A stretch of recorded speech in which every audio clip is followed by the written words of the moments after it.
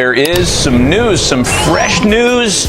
JP Morosi leading the league with information on how Roki Sasaki's potential landing spots has been narrowed down. What's the report, JP?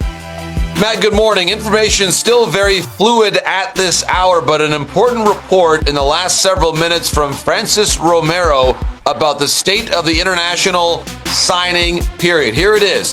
From multiple sources, Francis reporting that the Padres are out on Sasaki, and that the telltale sign of this is that they're prepared to now begin their international signings of other parts of their international budget. Of course, we all know there's a hard cap on this, so they're prepared to now sign Yohan De La Cruz and Carlos Alvarez. And Francis reported that the Alvarez bonus will be $1 million.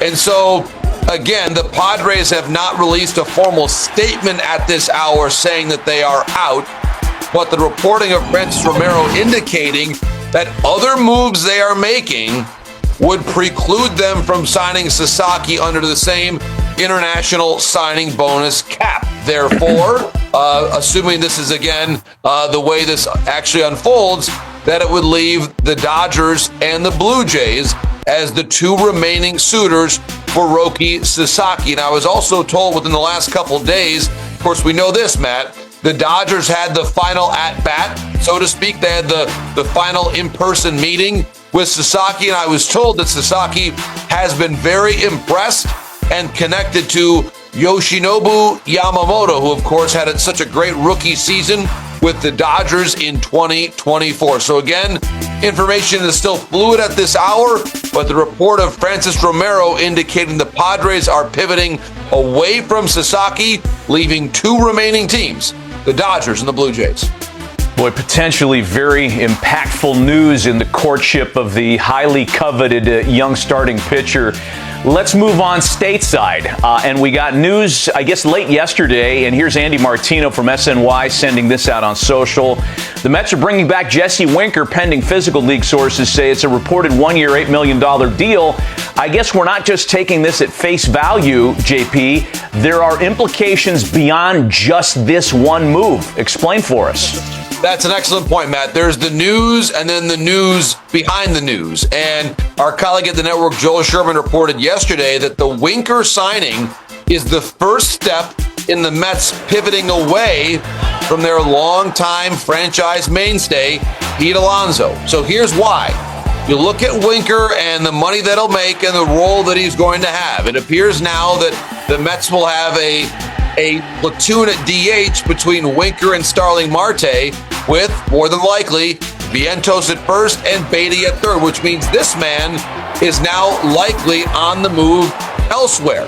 The report from Joel in the New York Post was that the Mets made a final offer to Alonso, 3 years in the range of $68 to $70 million, to which Alonso did not accept that deal, and therefore now Alonso is out there. Teams that potentially still have an interest in Pete Alonso would include the Toronto Blue Jays, who, as we mentioned a moment ago, were still involved in the Roki Sasaki sweepstakes too. But the Blue Jays, for now, it appears they would want to keep Pete, find a way to bring in Pete Alonso, and then likely keep Vladimir Guerrero Jr. for his final year before free agency, and try to make one more run at a postseason berth with this core of Guerrero and Bichette, both of whom are free agents after 2025. And for the Mets, as Joel Sherman has reported, the pivot away from Alonso includes, yes, Jesse Winker, but also potential involvement in the bullpen market. Carlos Estevez's name is still out there, along with Tanner Scott. Kirby Yates' name is still there. David Robertson as well. And Jed Hoyer was recently speaking with David Kaplan in Chicago, saying that the Cubs are also involved in bullpen pursuits. Without naming names here, but it's about time now that we're less than a month, Matty, away from pitchers and catchers reporting that Tanner Scott, Kirby Yates, Robertson, Estevez, AJ Minter, it's time for this group to begin to sign. And I would also add potentially the Philadelphia Phillies in there as potentially adding a relief pitcher, given that they just lost Jeff Hoffman to the Toronto Blue Jays. So some cascading effects, Maddie, on this Friday morning across the free agent market.